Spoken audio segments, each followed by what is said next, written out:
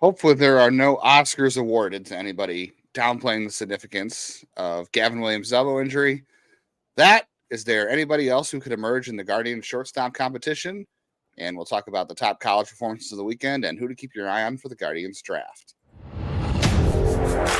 You are Locked On Guardians, your daily podcast on the Cleveland Guardians, part of the Locked On Podcast Network, your team every day.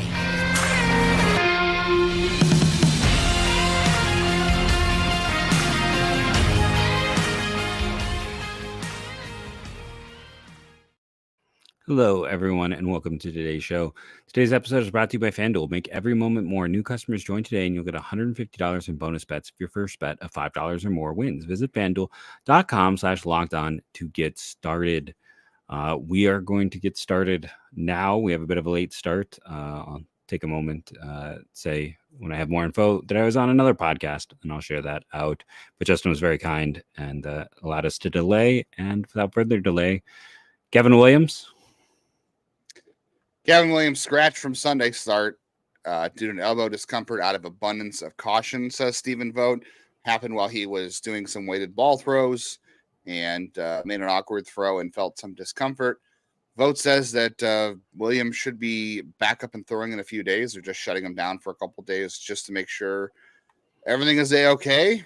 When you hear elbow and discomfort, that is never a great thing, especially when it comes to Gavin Williams. I could not be more excited. I mean, I'm hoping he's healthy. I could not be more excited to watch Gavin Williams pitch this year because I think he is due for a big year if he's healthy. It sounds like a lot of the adjustments he's made this spring in terms of his delivery have been really excellent, and the fastball is good, and the secondaries are good. He's throwing more strikes. Everything sounds great. Everything looks great. In the meantime, level of concern, Jeff, for anytime you hear the word elbow discomfort from one of your expected 5 best pitchers for a team that doesn't have a 6th pitcher, essentially. It's always a 5 to 6 just because of elbow. When you hear elbow, I get nervous. At the same time, there's part of me that wants to be like, listen, he's like 20-0. He's a young kid. Is this like the first time he's got like a pinched nerve in his elbow? It's like the first time in your 20s you feel heartburn and you think it's a heart attack, right? This is gonna be good. That's what I'm hoping for. I'm just hoping it's that. He is a player who definitely is one of the stories of camp. We know my views on the stories of camp, but this one does feel a little bit more legit than most of those spring training stories that we get. So yeah, you don't have. I mean, if he's not there, Xavier Curry, you're starter to number 5. I mean, that's it. Or it's Blake Lively, or not Blake Lively. That's the Oscars. Ben Lively. I would pay for money for that. You know what? Blake Lively. The same thing when we were in Arizona. My wife goes, "Is that Blake Lively's brother?" I'm like, "I'm sure it is. I'm sure it is." I think she was joking. We can just lean heavily into the Oscars. It's Carson Tucker's brother's wife was pregnant at the Oscars. We'll just lean heavily into all of it. Yeah, let's do it. Yeah, that might draw attendance. Hey, and it's one of those things. It's a reason to talk about Carson Tucker. Moving on, my level of concern. It's so mean. I'm sorry. I hope he proves me wrong. I hope he has a year that makes me be like, okay, I need to shut up and apologize. Please do that. I'm always going to be happy when a player makes me do that because it means it's good things for the team. And I care about the team more than how I look, which would be pretty obvious to anyone watching. But yeah, I mean, it's an elbow. Elbows are scary, right? Like this is like, Freddy Cougar in a Freddy Cougar movie. Krueger, man, my evening. This is like this, as a kid, when I was 9, my dad showed me those movies and they terrified me. Now what terrifies me as an adult is hearing elbow injury. This is that it's always going to be scary, but I'm hoping it's nothing.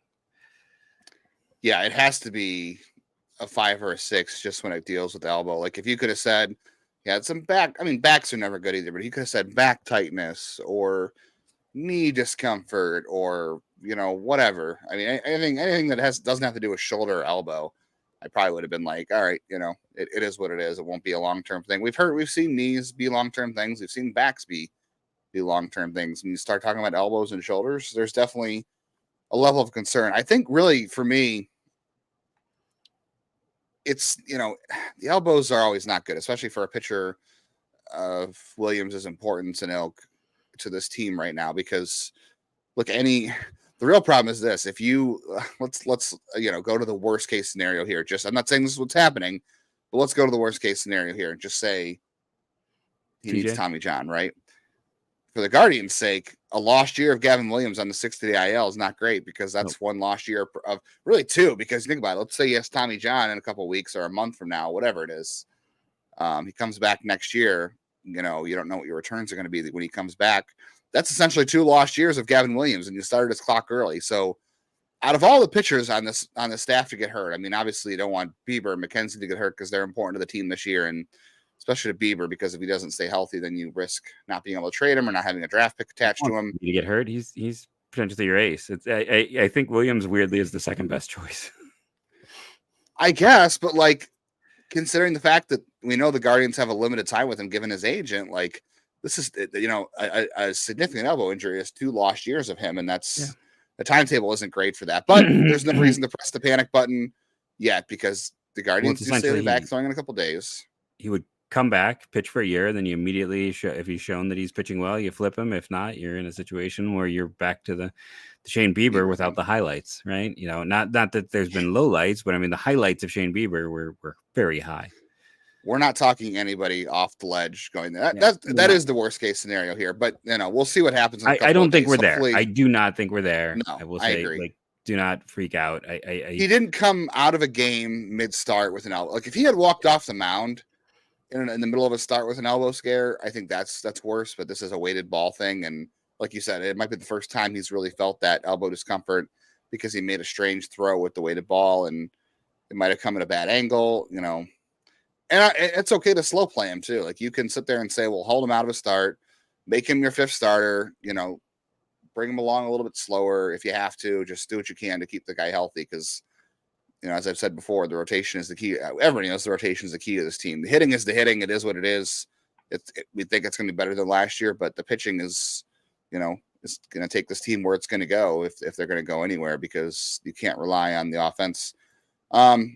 In the outlook without Williams here, you mentioned Curry. He ended up starting today. It's spring. He didn't have the greatest results. Do we think that in a short-term situation, Curry is the 5th guy? There's a short-term delay. I think short-term or long-term. Like, I think right now in terms of, it could be Lively. It could be Curry. I don't think Cantillo is the guy. I think it's right now it's Curry. Like he had that experience last year. He got the reps. He's the guy to step in and try again. To me, he is short-term. He is long-term. He is your 6th starter right now. It is worth noting that the team confirmed, and I heard our buddies Zach and TJ also say that Ben Lively does not have any options. I think we might have mentioned this. So I mean, why you got to dig on him like that? I mean, I'm sure his life is. Oh, I'm sorry. He's got plenty of options elsewhere. He's a baseball player. He's a big dude. No, but he has no options to go to AAA. So, given like I said before, they gave him almost $1 million, but the fact that he has no minor league options available, I think just confirms no matter what he is on this roster. So it may be as a 5th starter if they need to slow play Williams and Curry goes to the bullpen. Anything to maximize the 40-man roster at this point. Because I would also want to point out too, and we could talk about this later because there's other rumors out there, but the Guardians optioned Valera and Espino down to AAA in their first roster cuts, which nobody was surprised by, first of all. But I think it also kind of confirms that they're not going to use 60-day IL options on them to clear roster spots for the short term because both those guys probably, Espino for sure would go to the 60-day IL if they, if in that case. I don't know about Valera, but it certainly sounds like that. But to me, that just confirms that the Guardians will not use the 60-day injured list, start their clock, and just to open up spots on the roster for them. Yeah, no, I think that just tells us that's not going to happen. And for as much as I hear people telling me that, 5 guys are going to make this team who aren't on the roster, it's like, well, let's slow it down. Every guy who makes this roster means one guy is gone. But yeah, I think Lively is guaranteed to make it now in that long spot that we debated on Friday. It is. I think he is too. And like you said, Curry's an option. Cantillo, I don't know. They've had a lot of good things to say about Cantillo in camp so far.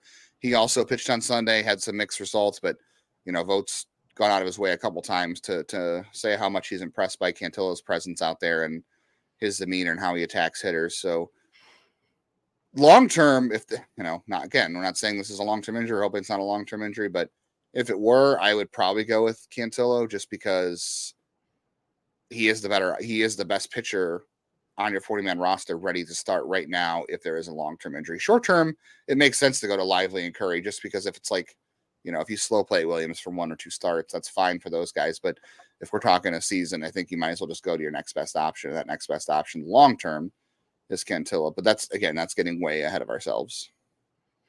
Yeah. I'm not sure how ready he is. Like that's the only thing holding me back, but I agree with you. That he is the best guy you have available because we have a lot of guys who we have a gap. We have a gap for as much. That's what we've been talking about. Yeah. There's not a 6 starter. That was the issue with trading Quantrill, not adding anybody. And the only guy of significance they added was Ben Lively. So that is the issue. There's a great rotation if they can stay healthy, but if not, then the floor is shaky because there's not a lot of options ready to go out of the gate. Stephen Vogt said the shortstop battle is not just 2 guys. We'll talk about who else could impact that battle. We'll talk about some other relievers that have impressed this camp. We'll talk about the top college performances this weekend and who you need to keep your eye on for the Guardians, not just at 1-1. We'll talk about that spot as well. I got to say, March is one of my favorite times of year because, one, I love spring training baseball. I'm going to mute Jeff so he can't respond to that.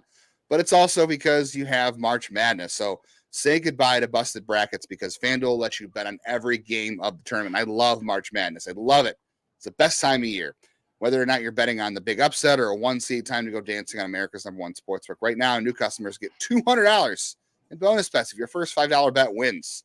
So go in there before the tournament, lay down a $5 bet you feel really confident on, cash in that bet real quick, even if it's low odds or good or high odds, whatever, and collect that $200 to your account if you're a new customer, and then use it on spreads, money lines, and pick who's going to win it all in the NCAA tournament coming up. So just visit FanDuel.com/lockedon to bet on college hoops until they cut down the nets. FanDuel, an official sportsbook partner of Locked On Sports Network.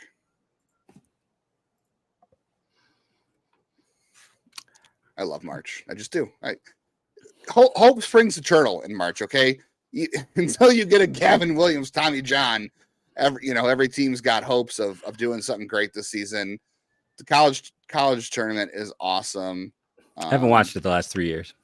I wish we had the World Baseball Classic again this year. I'm going to be watching college baseball.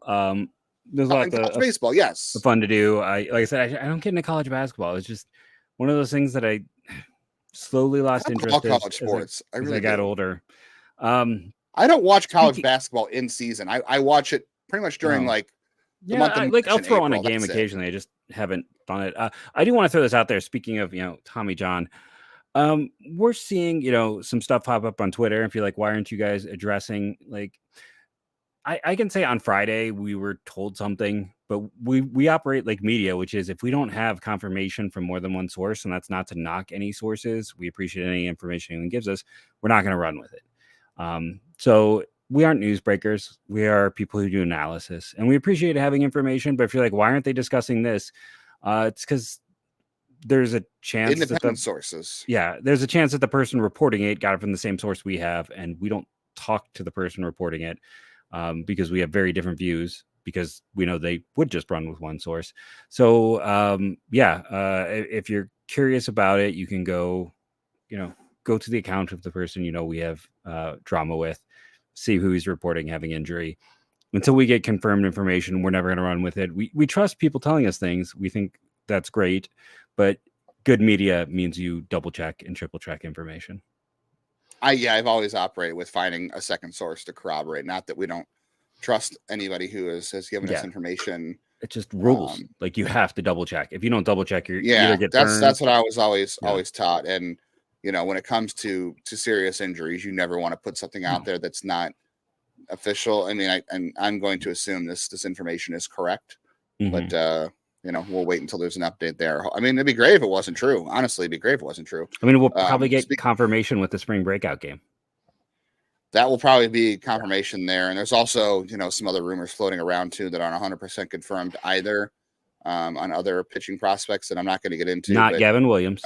We'll say that. Not Gavin Williams, but there hasn't been any update on this guy since he had his check. So we're still waiting on that as well. Things we can talk about. Stephen Vogt I think it was MLB.com. It was Mandy Bell or Anthony Castrovince. I can't quite remember. I think it was Mandy unfortunately, Bell. She's yeah, back to covering things right now, right? either way, it was I'm pretty sure it was MLB.com. But Vogt said, "Hey, I never once said that this was just a 2-man battle at shortstop." Speaking about Rocchio and Arias, and we're not going to sit here and analyze spring training batting average, obviously, but I don't think the performances from either guy has really like electrified anybody. Like, people have talked highly of Angel Martinez or Angel. I got to get that right. It's Angel, even though Stephen Vogt himself says Angel. For the last year, I said Angel, and I was told it was Angel. It's one of those things like Frankie Lindor. I'm like, why is this changing? Last year, I'm like, okay, stop saying like. Being dyslexic, it's so hard for me to keep names in there properly. And this is like the worst thing ever where I'm like, oh no. So I've been calling him Angel. No, it's Angel. Now I have to go back to Angel. It's gonna be a mess. When I was in Goodyear, the roster said Angel, and I heard the PA announcer say Angel. So I'm going with Angel. But he's had a great camp. Obviously, there's been glowing things said about him, among other guys. I mean, you hear what they're saying, like if they're impressed by somebody. And I just feel like there's been a lack of quotes about, Rocchio's had professional at bats. He's hitting the ball hard. Arias, whatever. Like, we haven't heard those superlatives about either of those two guys. And what I was able to watch in Goodyear, what we were able to watch on TV or even listen to radio broadcasts, like, there hasn't been anything that really stands out in your mind, quote wise, but the other guys have. So if it's not just a 2-man competition, neither of these guys run with it. The only thing I could think of is like, I think Tyler Freeman's making this roster. I do. I don't think there's any reason to be in AAA. I think he's proven he can handle center field now. I would kind of he can like him second. To be the center fielder. You what? I would kind of like him to be the center fielder. I'm not against it. He's looked Put pretty Laureano good. with his arm and right, and let Brennan platoon with him and roll camp. Yeah. Like that's where I am. I'm 100% with you there, to be honest. But like, I don't know. Could we see a scenario where Freeman steals some at bats at shortstop? Because I think it's safe to say whoever between Rocchio and Arias doesn't make the team probably goes to AAA. And I don't think we've said before, I don't think that's great for either of them because they don't really need to do that. But I think that's going to be the case. But I don't know. Could we see Freeman steal some at bats at shortstop? Well, I just want to start off before I address yours by saying the other thing about Angel Martinez is neither you and I think he's much of he's okay at short, but this is like, I think Tyler Freeman's stronger. Yeah, I think Freeman's stronger than Angel, and I don't think either of them are long-term shortstops. So that being said, I mean, it's great to say like, hey, yeah, there could be more than two guys. I mean, maybe Freeman steals a few bits and pieces here or there, but I think I think the focus should be center field. I think the focus should have been on center field, honestly, like 3 years ago. Like that's when this transition should have started. That might be the bigger discussion for another day is why we knew he wasn't a long-term shortstop. We're having to play some shorts, some seconds. Why not try this a long time? Like if he had come up as a center fielder, he might already be a starter at center field for this team. We might have moved on halfway through last year and known he could do this. Like that's for another day. I think it's between the two. I think, Gabby's got whatever that illness is right now. Like they need to bleach everything in Arizona. You need to bleach yourself after having gone there. I don't know what's going around, but something is rotten in the state of the Arizona Complex League because he's got whatever's been going around. Well, I feel like it's got to be one of them. I don't, unless could it be, moving Andres? Like, is that the other shortstop? And putting Freeman at second? Or because I think neither of us, we both agree. I know there's people who are trying to say, could Tena or Martinez or Brito make the team out of spring training? And I would say, no, I don't think there's any chance any of them make the team out of spring training. They're all going to AAA. I mean, I think Tena probably gets removed from the roster when they add one of these pitchers. But that's just me. I think it's either Florial or De Los Santos. If they don't, I guess you're right. If they only add one, you're right. Spot first. I think only one of them make it. Yeah, you're right. I'm wrong. I think they're all going to AAA just because, and I know Vogt is saying like, hey, it's not just 2-man competition, and that might be him being democratic that he's not ruling anybody out. He's never seen these guys before, and he wants to make these guys feel like they're playing for something in spring training. But I think the logic comes down to these are the two guys that have one option left. You need to get eyes on them. They need playing time. You need to see what they can be in the future if they are the answer at shortstop. So even though he's saying that, I still think the answer is going to come down to one of these two. Like, I know we're sitting here saying, could Freeman steal at bats? And maybe Freeman steals at bats. I think it's highly unlikely that Jimenez goes to shortstop. They said they've talked to him about it in the future, but right now it has not been a focus for them, and he's not getting any game reps there. So I would say it's almost unlikely until later in the season if things kind of blow up. So my guess is maybe Freeman can steal some at bats there because he's had a good camp and I think he deserves it. But at the end of the day, Rocchio and Arias both need long-term looks in the majors by the Guardians and other teams and decide what their future is, because I think Vogt's being democratic here, but I think that's what it has to be just by what do you call that, operation or elimination by order of operations, right? That's the thing. Math was the math thing, the order of operations you have to do. Yes, all those things in the specific order. Yeah, math was not my best situation, my best subject in school, unfortunately. All right, we said we're going to talk about one bullpen guy that's kind of standing out in camp, or at least has gotten some good reviews.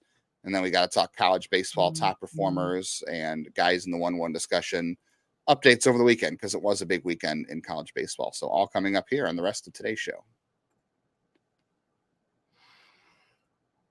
And I'm going to take a moment here and talk about our good friends over at Amazon Fire Television.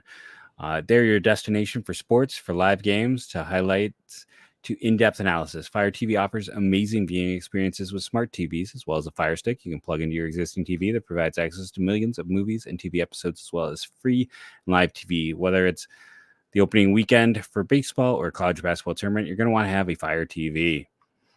Fire TV recently created Fire channels, and we will be on them. So if you want to watch and you have Fire TV, you can see us on there.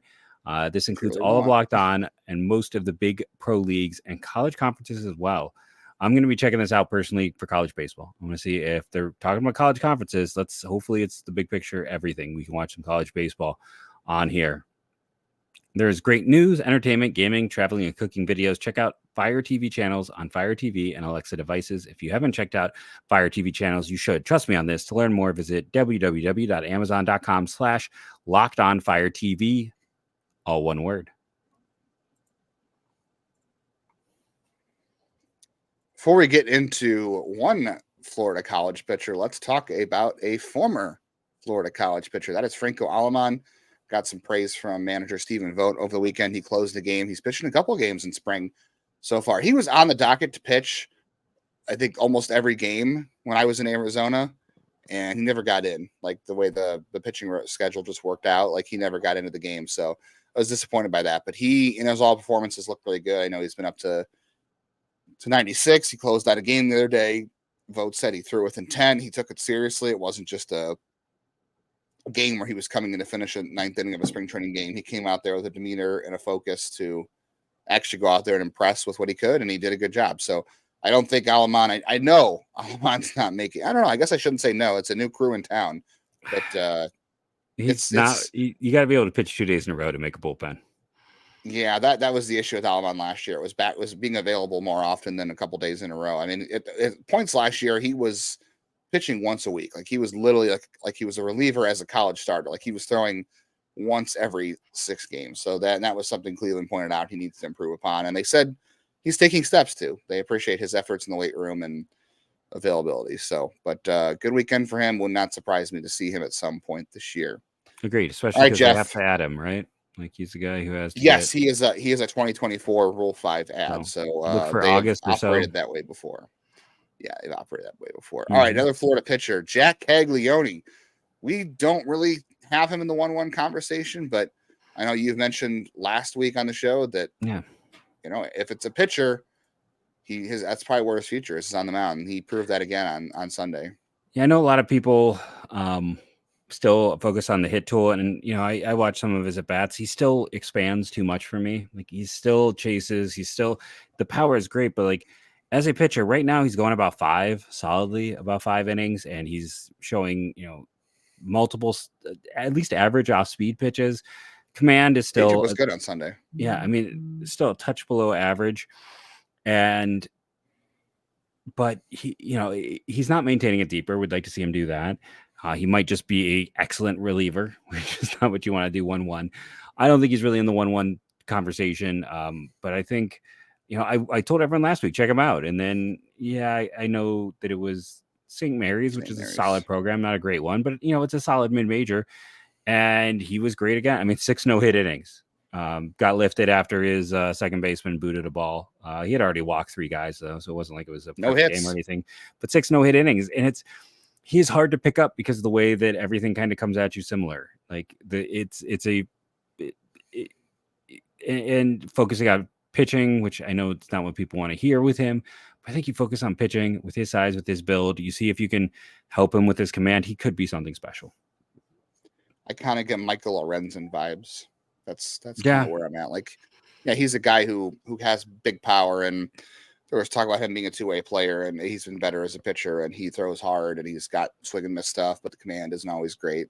Yeah, I watched Cagliaone on Sunday, and the control kind of fell apart late. Like the first 4 innings or so, he was just incredible. You couldn't touch him, and then the control kind of started to taper off towards the end. So. Yeah, I just think it's too big of a risk at 1-1. He might be a good player, might be a good pitcher. I think there's a lot of relief risk for sure. Not the only guy with relief risk, but probably the only pitcher in the 1-1 conversation, if there is one. Chase Burns. You want to talk about a guy who actually really did face good competition this weekend. It was Chase Burns, and man, he was electric on Saturday. 14 strikeouts, 2 walks in 6 innings. Duke has not played a really good slate so far in terms of competition. They played a few good teams. And they lost a ton of offensive production to the draft last year, including Cleveland's Alex Mooney.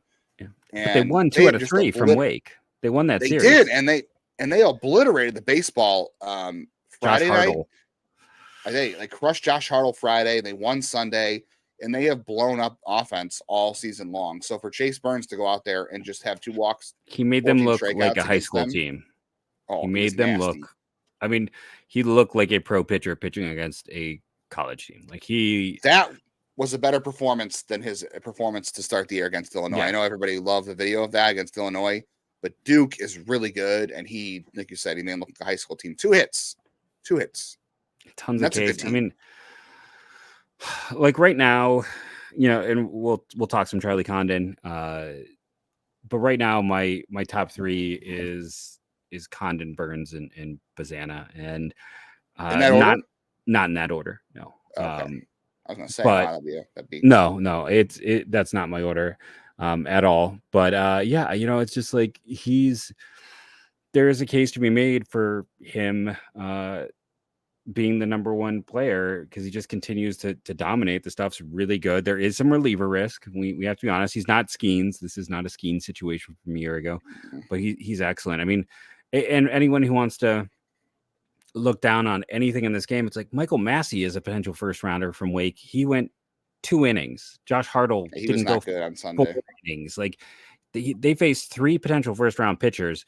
Duke obliterated 2 of them, but not Chase Burns. Chase Burns made them look like they were a step below. So that's a lot about Chase Burns. I watched all 3 games this weekend for Duke and Wake, and my returns on Kurtz were getting like 1 pitch in at bat to hit, and he's not doing anything with the 1 pitch right now, unfortunately. But like what I saw was just a lot of get the 3-0, and then he takes the 3-0 strike, which almost everybody does. And then the 5th pitch, even Jonathan Santucci, like with the 5th pitch was a ball. Like that's what I'm seeing a lot of right now. It's tough for him. He didn't have a hit all weekend, and that's after like weekend, I mean, the numbers aren't good. Like his on base is fine, but it's a bit. Like, I think maybe the biggest disservice in some regards, though, is like if Wake is not letting him swing, he's got a 234, only a 404 slug because he's not getting opportunities, and 875 OPS. Like it's early, but that's also 68 plate appearances. And he faced the best pitching he's faced all year this weekend, and Santucci and Andrew Healy. And he didn't have any, like I said, no hits, a lot of walks. Yeah. He's on base of 471. But what I'm saying in terms of like Wake not doing him any favors, he actually has maybe the best protection in college baseball with Seaver King hitting behind him. But like let him